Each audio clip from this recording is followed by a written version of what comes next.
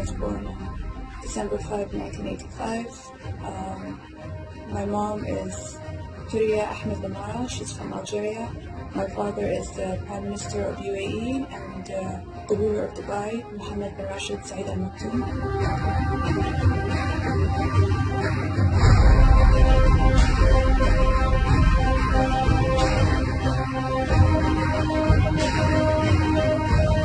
Soon I'm going to be leaving somehow.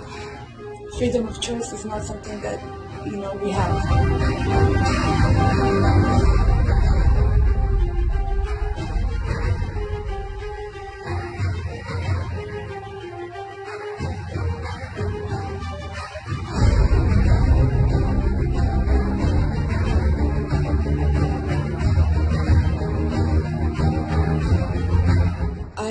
I have a curfew when I go out, and I come back home. I have to be back at a certain time.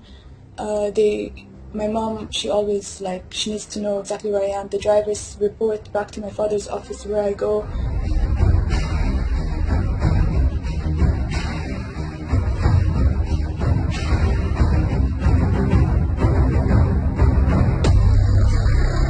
But in 2002, I escaped. They brought me back to Dubai, put me in prison. So in total, I was in prison for 3 years and 4 months.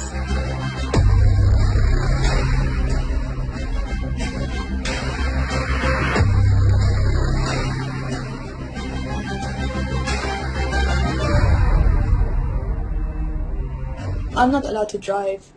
I'm not allowed to travel or leave Dubai at all. I've been asking a lot just to go traveling, to study, to do anything normal. They don't let me.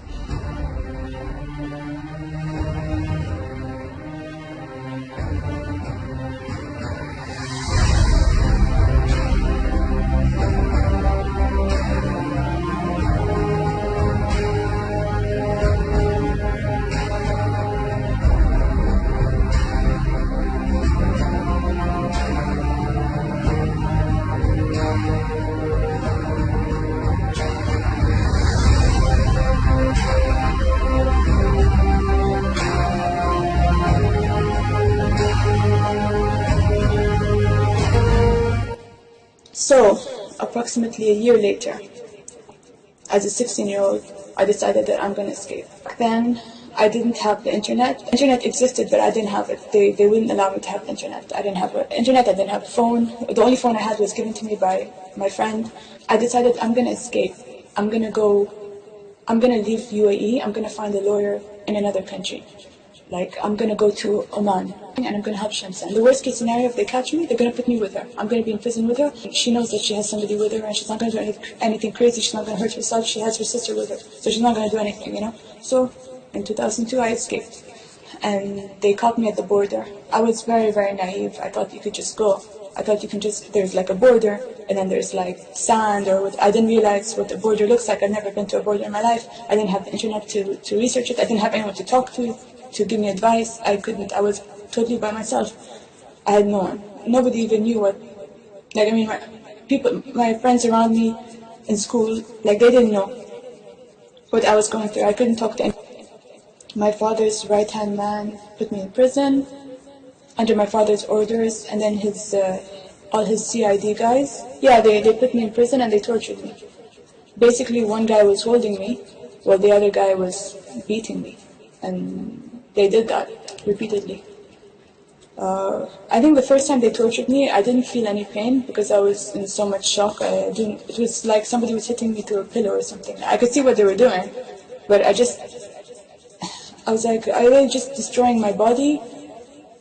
What's going on? I didn't even, the pain didn't register because I think I was in so much shock, and it was a long day with little sleep, and the pain didn't, I didn't feel the pain, and it was like a half-hour torture session.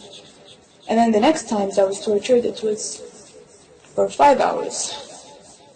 And I was just pulled from the bed, driven to another location, in the palace, in the same building, the khema, the tent, which is not a tent.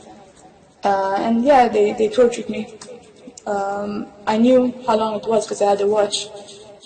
And They told me that your father told us to beat you until we kill you. That's his orders, your father's orders. Your father, the ruler of Dubai, that's what he said. So all of this public image that he's trying to portray, human rights, is bullshit. He's the most evil person I've ever met in my life. He's pure evil. There's nothing good in him. He's responsible for so many people's deaths and ruining so many people's lives.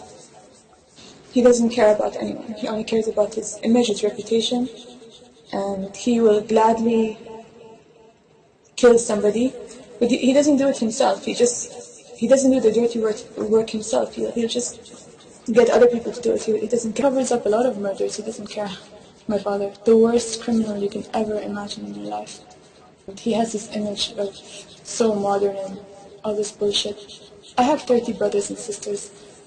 He only puts the pictures and he has this public image like he's a family man. That's all bullshit. He doesn't. It's just PR. He has a son in Lebanon that he never sees. He met him maybe once or twice and he gave him a handshake, you know, when his son came to Dubai. He's neglected, and so many of his kids. He's not a father. He's really disgusting human being. The way he lives his life and the way he treats other people is not what's being portrayed by the media, his media. Remember, Dubai, the media is controlled, as is much of the Middle East. He even burned down houses to hide the evidence. He's burned down houses. He's crazy. I think it's time that he faces the consequences of all the things that he's done in his life. He will. He will definitely face the consequences, no matter what he does to me. All the torture, everything, I'm not scared of him. He's pathetic. Pathetic human being. And he's going to face the consequences of everything he's done, not just to me, but to everyone else. He will face the consequences. So in total, I was in prison for 3 years and 4 months. I went in June 2002, and I came out October 2005. I don't know, I'll do the math. But in 2003, for a week, I came out of prison. They put me back home. Home. It's not home. It's my house. My mom's house. They put me back there for a week. And it was surreal. When I went home to see my mom, I expected some sympathy, maybe, since prison was not a normal prison experience. It was constant torture. Even when they weren't physically beating me up, they would torture me. They would switch off all the lights. I was in solitary confinement by myself totally. And there's no windows, there's no lights. So when they switched off the light, it was pitch black. They could switch it off for days. So I don't know when one day ended and the next began. And then they would make sounds to harass me, and then they would come in the middle of the night, pull me out of bed to beat me, and they didn't give me anything. I didn't have a change of clothes, so I wore the same clothes, and I would try to stay as clean as possible. But after the torture sessions, I couldn't even walk, so I would crawl to the bathroom to get water, to open a tap to get some water. I would just crawl on my hands and knees.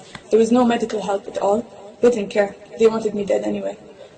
And yeah, so I didn't have anything. I had a thin mattress that had holes in it and had stains of blood and shit, and it was disgusting. It smelled so bad. I had a thin blanket, also it was so disgusting. And I had the clothes I was wearing, and then I think in the last few months they gave me a toothbrush, just one toothbrush, So I didn't, it was so hard to stay clean. And towards the end they gave me some clothes wash, like Tide. The clothes washing powder. So I would use the clothes washing powder on my skin to try to stay clean, It was really disgusting. After that experience, I went to the house for 1 week, and it was from that to a house with soap and clothes and this and that. It was like a shock to me. So I would shower like 5 times a day because I could. There was warm water, there was soap, there was a towel, there was clothes. I couldn't believe it. There was toothbrush. There was food, like proper food, not food in like little container, meat and rice. It wasn't like these little container boxes, It was food, like I can eat fresh food.